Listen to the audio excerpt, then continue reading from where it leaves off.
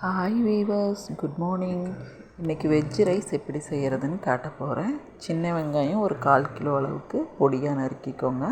தக்காளி 2 நறுக்கிக்கோங்க. பூண்டு 20 பல், ஒரு துண்டு இஞ்சி, 4 பச்சை மிளகாய், சிறிதளவு கொத்தமல்லி தழை, ஒரு கைப்பிடி அளவு புதினா தழை. வெஜிடபிள்ஸ்ன்னு பார்த்தீங்க அப்படின்னா கேரட், பெரிய கேரட்டை கொஞ்சம் பெரிய சைஸ்லேயே நறுக்கிக்கோங்க. பீன்ஸ் சிறிதளவு, உருளைக்கிழங்கு 1, பெரிய சோயாஸை நல்லா சுடுதண்ணியில் ஊற வச்சு கழிஞ்சு சுத்தம் பண்ணி வச்சுக்கோங்க. மசாலா ஐட்டம் உங்களுக்கு நான் இதை பாஸ்மதி ரைஸில் தான் செய்கிறேன். 1 டம்ளர் பாஸ்மதி அரிசி, பட்டை 1 துண்டு, ஏலக்காய் 2, பிரிஞ்சி இலை 3, கிராம்பு 3, ரோஜா மொக்கு சிறிதளவு. மசாலா ஐட்டம்னு பார்த்திங்கன்னா மல்லித்தூள் 1 டீஸ்பூன், வரமிளகாய் தூள் 1/2 டீஸ்பூன், மட்டன் மசாலா தூள் 1/2 டீஸ்பூன், கரம் மசாலா 1/2 டீஸ்பூன். இந்த சாதத்துக்கு தேவையான அளவு உப்பு, சிறிதளவு நெய் எடுத்துக்கோங்க.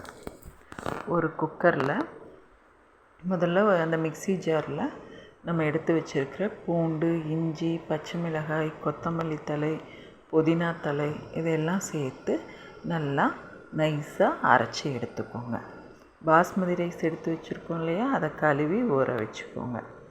ஒரு குக்கரில் எண்ணெய் காஞ்சதுக்கப்புறம் அதுலேயே 2 டீஸ்பூன் நெய் போட்டுட்டு நம்ம தாளிக்கிறதுக்கு எடுத்து வச்ச பட்டை, கிராம்பு, ஏலக்காய், பிரிஞ்சி இலை, ரோஜா மொக்கு எல்லாத்தையும் சேர்த்து வதக்குங்க. அது கூடவே வெங்காயத்தையும் சேர்த்து ஒரு வதக்கிட்டு அதுலேயே தக்காளியையும் சேர்த்து பரட்டிக்கோங்க.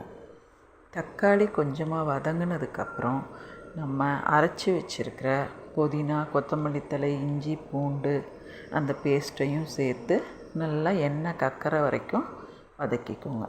அது கூடவே சோயாஸையும் நம்ம கட் பண்ணி வச்சுருக்கிற வெஜிடபிள்ஸையும் சேர்த்து நல்லா எண்ணெயில் பரட்டிட்டு மசாலா ஐட்டத்தையும் அது கூடவே சேர்த்துக்கோங்க.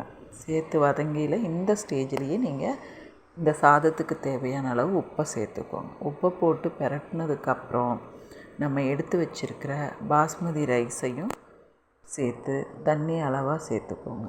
ஒரு 3 விசில் விட்டு இறக்குனிங்கன்னா கமகமன்னு வாசனையோட சூப்பராக வெஜ் ரைஸ் ரெடி ஆகிடுச்சு ஃப்ரெண்ட்ஸ்.